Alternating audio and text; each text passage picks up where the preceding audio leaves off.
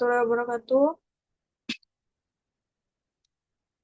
Berarti malam ini kita nggak ada absen ya, karena absennya udah di hari Senin kemarin, kalau nggak salah ya. Siap, ada koordinatornya di sini? Iya Bu, benar Bu. Ya, oke. Boleh langsung dimulai aja ya, biar kita menghemat waktu untuk kelompok 5 presentasi dilanjutkan.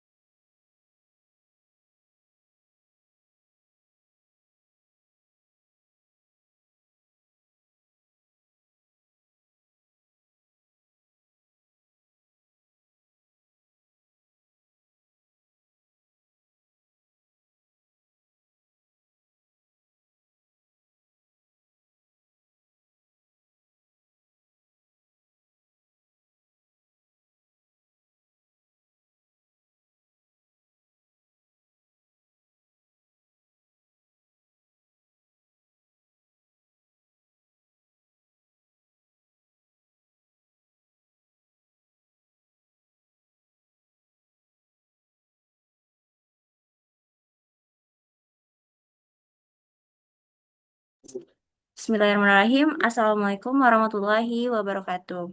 Perkenalkan kami dari kelompok 5 ingin mempresentasikan hasil diskusi kami yang berjudul Drug Delivery System.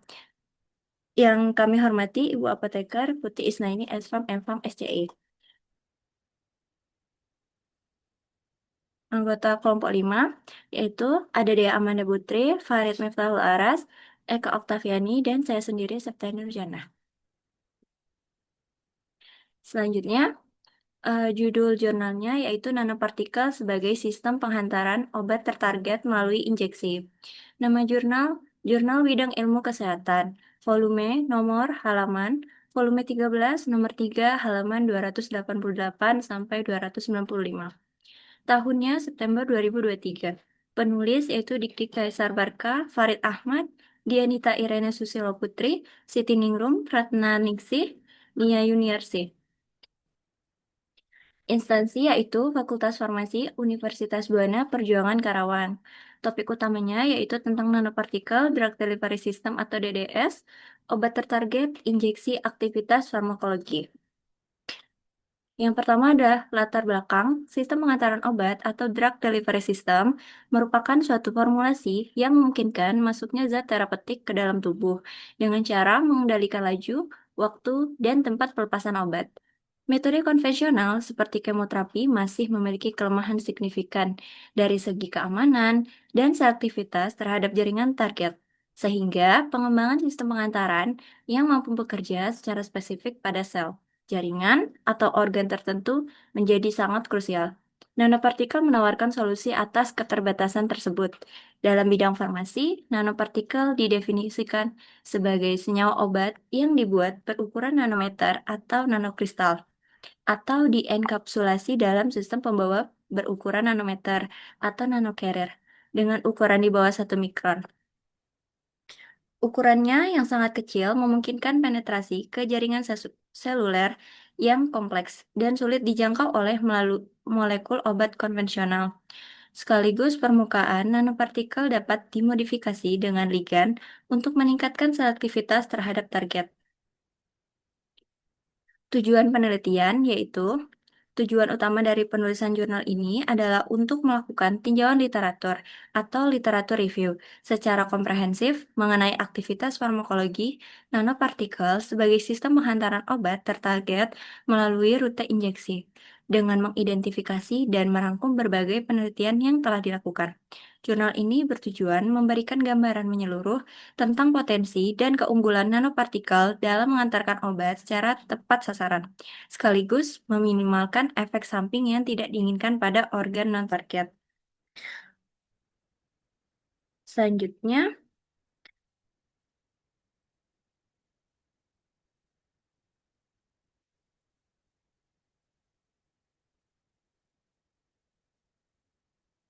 Selanjutnya akan dibacakan oleh Dea. Kepada Dea, kami persilakan.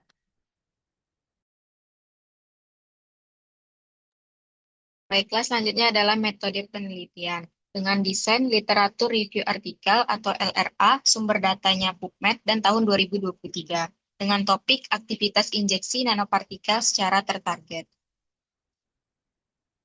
Lanjut, Septi. Ini adalah hasil penelitiannya. Rute pemberiannya ada intravena, efek farmakologinya anti kanker, metodenya in vivo, dengan ukuran partikel atau dosisnya 184,5 nanometer. Lalu yang kedua intravena dengan efek farmakologi antibakteri, metodenya in vivo dan in vitro, ukuran partikelnya 1,5 mikrogram per mili dengan dosis yang sama. Yang ketiga masih intravena dengan efek farmakologi imunomodulator, metodenya in vivo dan in vitro dengan ukuran partikel 4 kali 10 pangkat 9 partikel per injeksi. Yang keempat adalah intraperitoneal. Efek farmakologinya antitumor ovarium dengan metode in vitro in vivo. Yang kelima, rute pemberiannya intravitreal dengan efek farmakologi anti katarak, metodenya in vivo dengan ukuran partikel 125,2 nanometer dan 191 nanometer. Yang keenam, rute pemberiannya intratumoral, efek farmakologinya antitumor atau GBM, dan metodenya in vivo dan ukuran partikelnya 580 nanometer. Yang ketujuh, intravena, efek farmakologinya antifungal, metodenya in vivo dan ukuran partikelnya 10 nanometer. Dan yang terakhir ada rute pemberian subkutan dengan efek farmakologi antidiabetes dengan metode in vivo dan ukuran partikelnya 100 mg per kilogram. Lanjut, Seth. Pembahasannya tentang anti kanker MNFE2O4 berlapis HSA tertarget reseptor folat terdistribusi 54% ke dalam sel kanker tikus strain Wistar dalam 8 jam pasca injeksi intravena.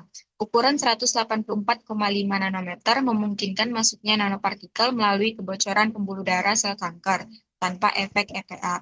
Yang kedua, antibakteri amoksi-AU-NPS atau nanopartikel emas berlapis amoksisilin menunjukkan bahwa biokompatibilitas sangat baik terhadap sel eukaritik pada dosis 1,5 mikrogram per mili dengan stabilitas tinggi dalam media biologis dan efek fotoantibakteri terhadap Staphylococcus aureus yang resisten antibiotik. Yang ketiga, imunomodulator. IMP atau polilaktat proglikolat 500 nanometer, dosisnya 4 kali 10 pangkat 9 partikel per injeksi, diberikan secara intravena pada tikus model cedera otak traumatik. Hasilnya mencakup pelestarian jaringan neurologis, penurunan peradangan, peningkatan fungsi visual, motorik, dan pengurangan edema serta volume lesi otak. Yang keempat, antitumor ovarium. Nanopartikel terkonjugasi sel puncak neutral diberikan secara intraperitoneal untuk menarget tumor ovarium yang bermetastasis ke rongga perut, memanfaatkan kemampuan distribusi langsung ke lokasi tumor. Selanjutnya, saya.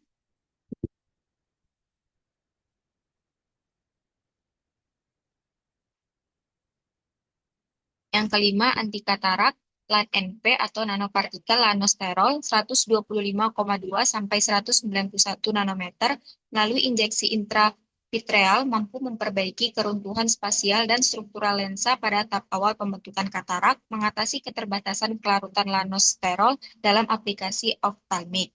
Yang keenam, antitumor atau GBM. Kombinasi nanopartikel polimer 580 nanometer dengan injeksi hidrogel intratumoral berpotensi besar mengatasi sel glioblastoma multiforme yang tersisa di batas tumor tanpa mempengaruhi jaringan otak normal. Yang ketujuh, antifungal nanosits MOSO2 berukuran 10 nanometer yang dimodifikasi kitosan dan nanopartikel perak menunjukkan aktivitas anti jamur sangat efektif terhadap Saccharomyces ovarium dan Aspergillus niger secara in vitro maupun in vivo. Yang terakhir, antidiabetes ZNONP dan SNP subkutan 100 mg per kilogram terbukti menurunkan glukosa darah, meningkatkan kadar dan ekspresi insulin, serta meningkatkan aktivitas glukokinase dan ekspresi GLUT2 pada tikus diabetes. ZNONP terbukti lebih kuat efeknya dibandingkan nanopartikel perak. Kelebihan dan kekurangan jurnal ini, kelebihannya yang pertama, variasi konsentrasi dan lama fermentasi yang sistematis. 3 waktu dikali 5 konsentrasi memberikan gambaran dosis respon yang komprehensif. Yang kedua, metode MTT-ASA yang digunakan merupakan metode kolorimetri standar, tervalidasi, dan reproducible untuk uji proliferasi sel. Yang terakhir, menggunakan kontrol positif pHa yang relevan secara imunologi sebagai mitogen kuat, serta kontrol negatif dengan vaksin hepatitis B untuk menginduksi respon imun. Kekurangannya yang pertama, tidak dilakukan pengukuran kadar neurotransmitter imun secara langsung. Mekanisme kerja hanya berdasarkan referensi literatur. Yang kedua, konsentrasi optimal FTHJK belum tercapai pada penelitian ini. Dengan rentang konsentrasi perlu diperluas di atas 100 mikrogram per mili, khususnya untuk fermentasi hari ke-15. Yang ketiga, tidak dilakukan karakterisasi fitokimia kuantitatif langsung, seperti kadar polifenol total, flavonoid, dan asam organik pada sampel uji yang digunakan. Yang terakhir, tidak ada pengujian in vivo sebagai konfirmasi lanjutan, dengan hasil in vitro belum dapat langsung diterjemahkan dengan kondisi fisiologi hewan atau manusia. Baiklah, selanjutnya akan dilanjutkan oleh Farid. Baiklah, case studi 1, sistem penghantaran obat nanopartikel pada sel kanker. Pengembangan sistem penghantaran obat berbasis nanopartikel telah menunjukkan hasil yang menjanjikan dalam terapi kanker melalui berbagai pendekatan eksperimental. Salah satu contoh kasus yang dikaji oleh Widyaningsi et al. 2023 adalah penggunaan nanopartikel kitasan sebagai pembawa kombinasi obat anti kanker dexorubicin dan analog kurkumin menggunakan metode gelasi ionik. Hasil pengujian menunjukkan bahwa pelepasan dox hampir mencapai 1% pada menit ke-10. Sedangkan PGV1 bersifat sustained release dengan kurang dari 20% yang terlepas hingga jam ke-24. Temuan ini membuktikan bahwa nanopartikel kitosan mampu mengatur laju pelepasan obat secara berbeda tergantung sifat zat aktifnya, di mana peningkatan konsentrasi kitosan terbukti menurunkan jumlah obat yang terlepas dari matriks nanopartikel. Selain itu, kasus lain dalam kajian yang sama melibatkan penggunaan nanopartikel magnetik MnFe2O4 yang dilapisi human serum albumin atau HSA dan ditargetkan pada reseptor folat yang diujikan melalui injeksi intravena sebesar 1 cc pada tikus Strenwistar yang mengidap sel kanker. Analisis voltametri menunjukkan bahwa sebesar 54% konsentrasi MnFe204 004 berhasil terdisbusi ke dalam sel kanker hanya dalam waktu 8 jam pasca injeksi. Mekanisme kerjanya memanfaatkan perbedaan pH antara sel sehat dan sel kanker, di mana kondisi asam pada lingkungan sel kanker pH 5 memicu terbukanya struktur HSA, sehingga mendorong pelepasan folat dan mengarahkan nanopartikel menuju sel target secara selektif. Dari kedua kasus tersebut dapat disimpulkan bahwa pemilihan bahan pembawa nanopartikel serta mekanisme targetingnya sangat menentukan efektivitas sistem penghantaran obat pada sel kanker.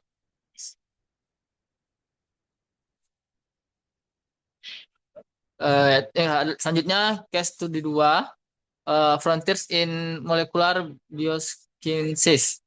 Pada skala klinis, keberhasilan sistem penghantaran obat berbasis nanopartikel telah tercatat dalam beberapa studi penting. Yao et al. 2020 mengulas bahwa uji klinis fase 1 pertama yang menggunakan nanopartikel tertarget untuk menghantarkan sirna pada pasien kanker solid dilakukan oleh Davis et al.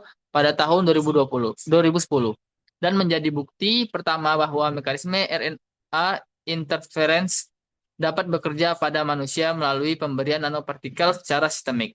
Studi klinis lain oleh Hartz et al. 2012 turut menunjukkan bahwa nanopartikel polimerik aktif tertarget yang mengandung docetaxel memberikan efikasi terapi yang lebih baik dibandingkan formulasi docetaxel berbasis pelarut konvensional, mengindikasikan bahwa pendekatan aktif targeting pada nanopartikel mampu meningkatkan respon terapi secara bermakna.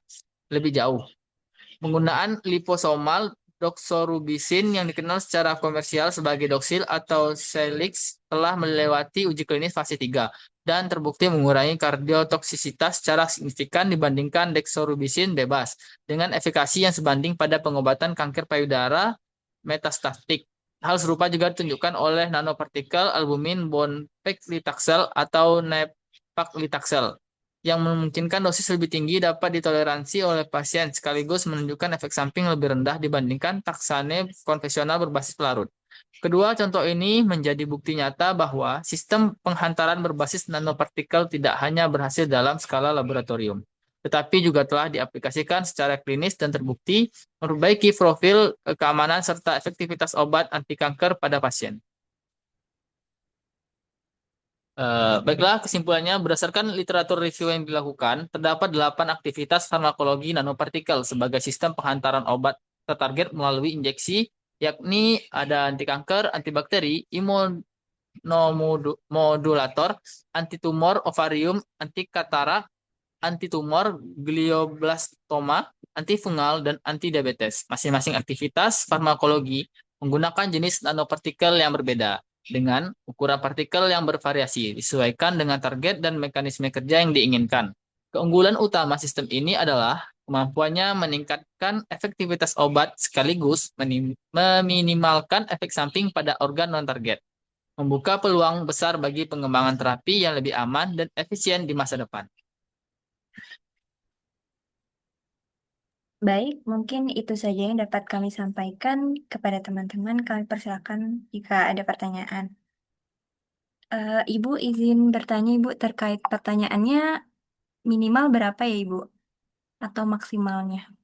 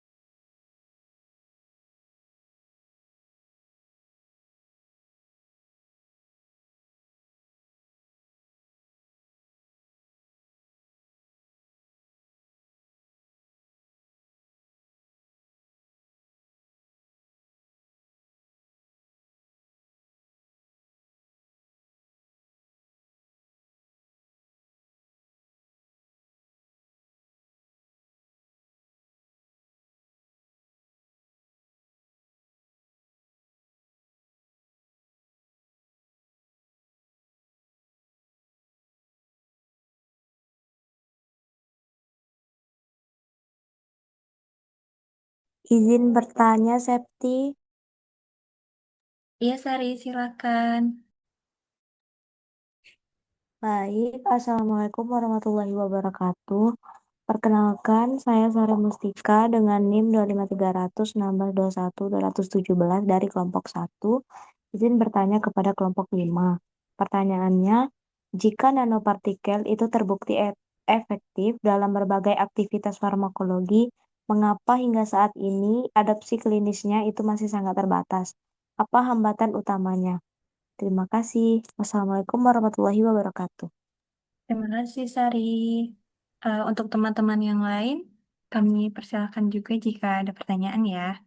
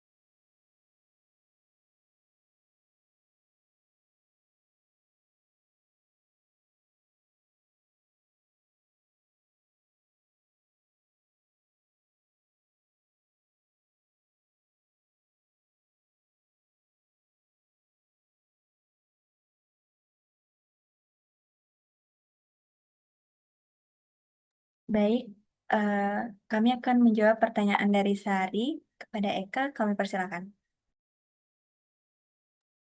Baiklah, saya akan menjawab pertanyaan dari Sari dengan pertanyaan, jika nanopartikel terbukti efektif dalam berbagai aktivitas farmakologi, mengapa hingga saat ini adopsi klinisnya masih sangat terbatas? Apa hambatan utamanya? Jadi terdapat beberapa hambatan utama seperti yang pertama stabilitas produksi yang sulit dan mahal, yang kedua regulasi yang ketat seperti FDA, EMA dan BPOM karena profil keamanan jangka panjangnya yang belum dipahami sepenuhnya. Yang ketiga stabilitas penyimpanan nanopartikel yang rentan terhadap agregasi. Yang keempat variabilitas antar pasien dalam respon terhadap nanopartikel dan yang terakhir biaya produksi yang jauh lebih tinggi dibandingkan dengan obat konvensional. Baiklah, kepada Sari, apakah dapat diterima? Baik, terima kasih Eka atas jawabannya. Sama-sama, Sari.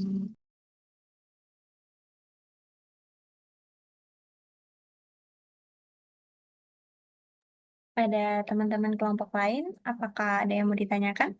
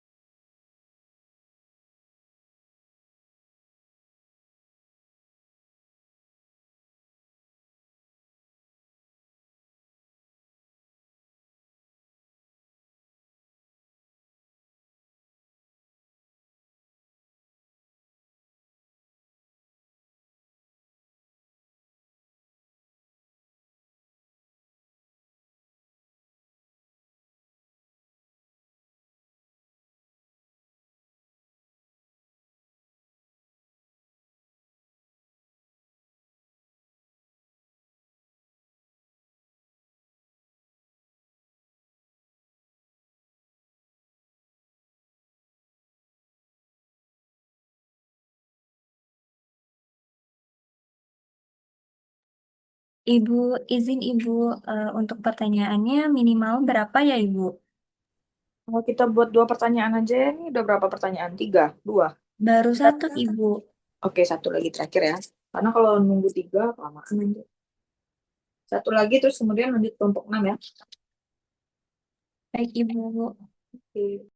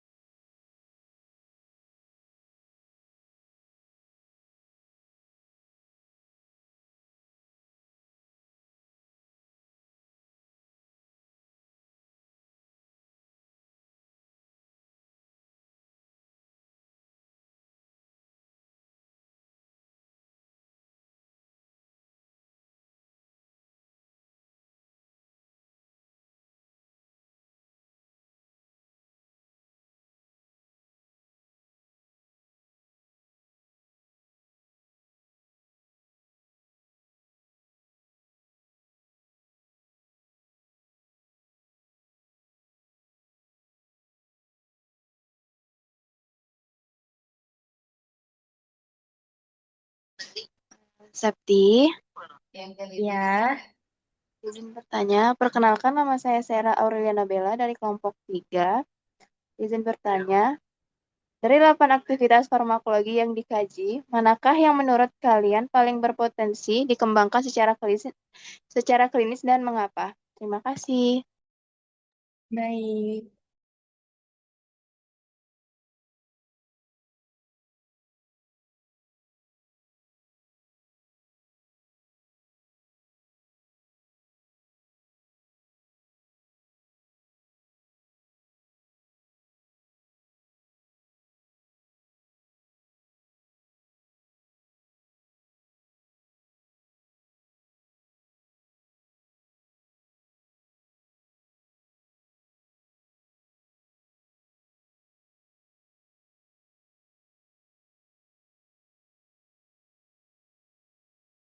Baik, saya akan menjawab pertanyaan dari Kak Seara. Pertanyaannya tadi, dari 8 aktivitas farmakologi yang dikaji, mana yang menurut kalian paling berpotensi dikembangkan secara klinis dan mengapa? Jawabannya itu argumentatif. atau anti kanker memiliki potensi klinis paling tinggi karena sudah didukung uji klinis manusia. Case studi yang kedua itu ada Doxil, Abraxane, NEP, dan Paclitaxel, di mana kebutuhan klinis itu sangat besar. Kanker tuh masih menjadi penyebab kematian utama global. Jadi mekanisme EPR dan aktif target sudah relatif dipahami. Sudah ada produk komersial yang disetujui FDA berbasis nanopartikel anti kanker. Baik, mungkin itu saja yang dapat bisa saya sampaikan. Bagaimana Kak Seara? Sudah cukup, Septi. Terima kasih. Iya, sama-sama. Ibu, izin Ibu untuk pertanyaannya sudah 2 Ibu. Langsung ditutup ya Bu. Oke, boleh langsung ditutup ya. Nanti langsung persiapan kelompok 6. Baik Ibu, terima kasih.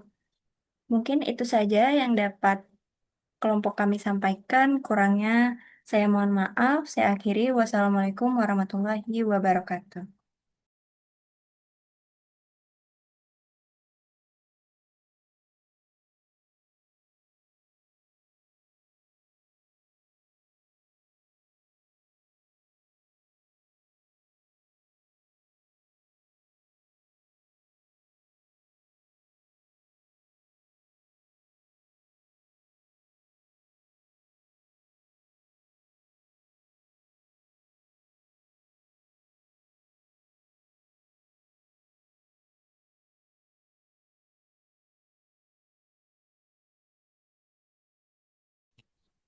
Baik, Assalamualaikum warahmatullahi wabarakatuh. Yang terhormat Ibu Apoteker Putih Isnaini SPAM MPAM SCI selaku dosen pembimbing mata kuliah dan teman-teman sejawat kelas yang berbahagia. Pada kesempatan kali ini kami akan membahas materi tentang Therapeutic Drug Monitoring atau TDM. Saya dan Yunita selaku moderator yang akan membimbing jalannya presentasi pada kali ini. Izinkan saya memperkenalkan anggota saya yang terdiri dari Dian Yunita, saya sendiri, Mutia Kolbunizami, Rozi Parahmi, dan Zakiatul Fadila. Baiklah, langsung saja kita masuk ke penyajian materi yang akan disampaikan oleh Mutia Kolbu. Pada Mutia Kolbu, saya persilakan. Definisi dan latar belakang. Definisi Therapeutic Drug Monitoring atau TDM adalah pengukuran konsentrasi obat dalam cairan biologis, umumnya darah atau plasma, untuk memastikan kadar obat berada dalam rentang terapeutik sehingga terapi menjadi efektif dan aman. Dengan tujuan mengoptimalkan efektivitas terapi, mencegah toksisitas obat, menyesuaikan dosis secara individual dan memantau kepatuhan pasien. Latar belakang. Tidak semua pasien memberikan respons yang sama terhadap dosis obat yang sama karena dipengaruhi oleh umur, berat badan, fungsi hati dan ginjal, interaksi obat, faktor genetik, dan kondisi penyakit. Akibatnya, diperlukan pemantauan kadar obat untuk mendapatkan hasil terapi yang optimal. Tujuan dan kriteria obat TDM. Tujuan TDM adalah untuk menentukan dosis yang tepat, menghindari efek toksik, mengevaluasi kegagalan terapi, menilai kepatuhan pasien, mengidentifikasi terapi obat, dan membantu pengambilan keputusan klinis. Kriteria obat yang memerlukan TDM yaitu yang pertama, indeks terapi sempit, narrow therapeutic index, yang kedua, hubungan jelas antara kadar obat dan efek klinis, yang ketiga, variabilitas farmakokinetik tinggi, yang keempat, risiko toksisitas serius, dan yang terakhir yaitu efek klinis sulit dipantau secara langsung. Selanjutnya akan dibacakan oleh Kak Rozi Parahmi. Obat yang sering dimonitor, golongan antiepilepsi, antibiotik, kardiovaskuler, imunosupresan, bronkodilator, psikiatri. Contoh obat, benitoin, valproat, carbamazepin, antibiotik, gentamicin, amikacin, vancomycin, kardiovaskuler, digoxin, imunosupresan, siklosporin, tacrolimus, bronkodilator, teopilin, psikiatri, litium.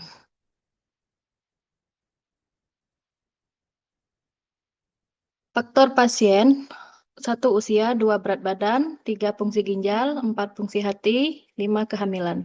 Faktor terapi, 1 dosis, 2 rute pemberian, 3 interaksi obat, 4 kepatuhan pasien.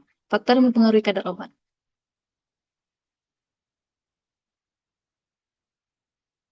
Pasien dengan penggunaan contoh kasus, pasien dengan penggunaan gentamisin, hasil TDM menunjukkan kadar obat lebih tinggi dari rentan terapeutik.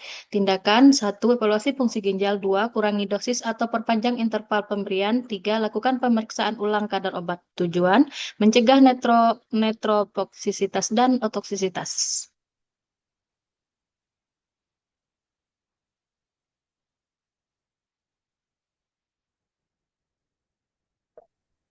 Keuntungan dan kekurangan TDM. Keuntungan meningkatkan keberhasilan terapi, mengurangi efek samping, memperbaiki keselamatan pasien, membantu individualisasi dosis, dan menghemat biaya akibat kegagalan terapi. Kekurangan membutuhkan biaya tambahan, tidak semua obat memerlukan TDM, memerlukan laboratorium khusus, dan interpretasi harus mempertimbangkan kondisi klinis pasien. Kesimpulan, Therapeutic Drug Monitor atau TDM merupakan pemantauan kadar obat dalam darah untuk memastikan efektivitas dan keamanan terapi. TDM terutama digunakan pada obat dengan indeks terapi sempit. TDM membantu individualisasi dosis sehingga meningkatkan keberhasilan pengobatan dan mengurangi risiko toksisitas. Saya kembalikan ke moderator.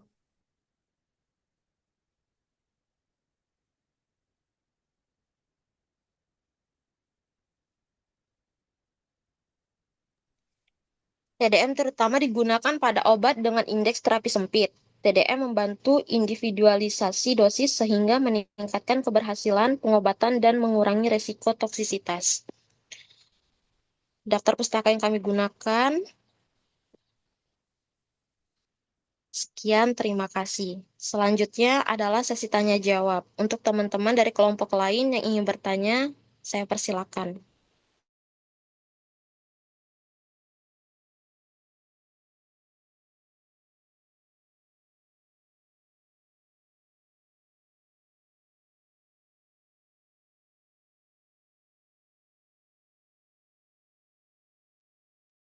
Kak Dian izin bertanya. Ya, silakan Rati. Perkenalkan, saya Rati Trisna dari kelompok 2 ingin bertanya kepada kelompok 4. Mengapa therapeutic drug monitoring atau TDM tidak dilakukan pada semua obat? Mungkin itu saja pertanyaannya. Terima kasih. Baik, terima kasih Rati atas pertanyaannya. Dari kelompok lain, apakah ada yang ingin bertanya?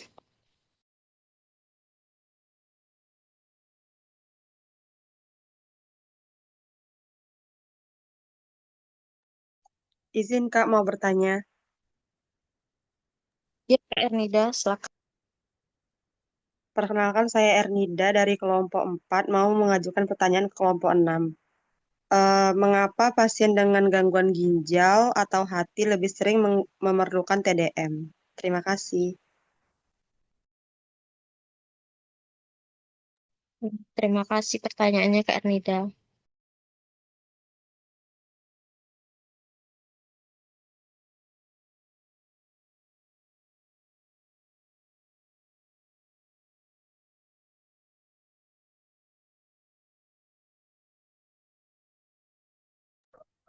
Baik, saya akan menjawab pertanyaan dari Rati. Mengapa therapeutic drug monitoring atau TDM tidak dilakukan pada semua obat? Karena TDM hanya bermanfaat pada obat yang memiliki indeks terapi sempit.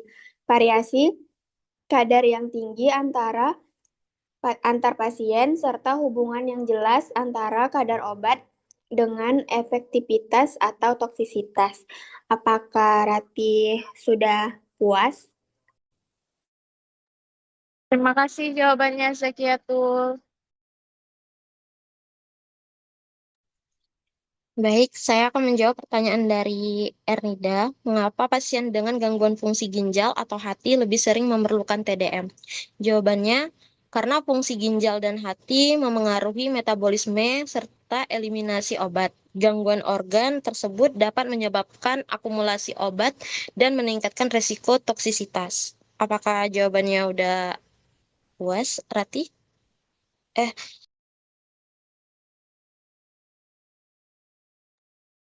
Sudah puas, Kak. Terima kasih atas jawabannya.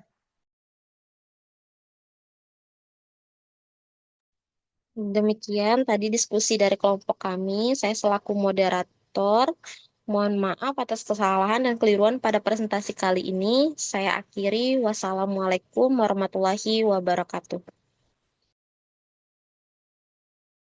Waalaikumsalam warahmatullahi wabarakatuh. Berarti malam ini kita satu pertemuan aja ya? Kan yang udah absen cuma satu pertemuan kan, yang di hari Senin kemarin? Iya, Bu. Oke. Berarti ada satu pertemuan, kemudian ini jam berapa? Jam 8, Senin besok itu jadinya, udah dibilang ya sama April untuk absen pagi? Atau belum? Sedang dibilang, Ibu. Bisa nggak ya? Harusnya sih nggak bisa ya 2 kali pertemuan, tapi udah nggak apa-apa, dicoba dulu aja. Nanti malamnya kita lanjut terakhir kelompok 7, baru pertemuan selanjutnya cari waktu di minggu depan ya. Jadi absennya misal pagi besok, pagi Senin itu udah bisa absen, ya kan? Absen aja. Nanti pertemuannya cari di hari Kamis deh. Kamis itu patofisiologi ya, patofisiologi juga bukan. Jumat, Jumat, Jumat minggu depan. Tapi jadi nggak usah pakai absen lagi gitu. Karena absen yang 1 kali pertemuannya yang di hari Senin itu, Senin pagi kita adakan pertemuannya aja di Jumat gitu. Gimana? Atau di Jumat aja nanti absensinya juga sekalian. Sekalian Jumat aja gimana, Bu? Oh iya udah gitu. Berarti pagi Senin nggak jadi absen. Ya. Senin kita Senin malam seperti biasa ya. Jam 7. Terus kemudian Jumat di jam berapa tolong dikonfirmasi ke saya ya. Pagi boleh. Atau Baik, Ibu. siang. Baik, Oke, Ibu. kalau gitu udah ya presentasinya dari 2 kelompok, kelompok 5 dan kelompok 6. Terima kasih untuk presentasinya. Di hari Senin, enggak, ya hari Senin, hari Jumat deh. Hari Jumat itu saya kasih nilai UTS ya. Nilai UTS semuanya nanti saya kirim ke koordinator untuk nilai satu kelasnya. Terus kemudian hari Jumat harusnya kita udah materi dari saya, materi terakhir ya. Oke, kalau gitu ada yang mau ditanyakan untuk presentasi? Tidak ada? Cukup, Ibu. Oke, cukup ya. Kalau nggak ada, terima kasih teman-teman untuk waktunya. Silakan melanjutkan aktivitas masing-masing. Saya tutup. Assalamualaikum warahmatullahi wabarakatuh. Waalaikumsalam Warahmatullahi warahmatullahi wabarakatuh. wabarakatuh. Terima kasih, Bu. Terima kasih, Bu.